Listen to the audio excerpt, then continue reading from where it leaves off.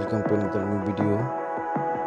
In this video you will see how to hide messenger active status.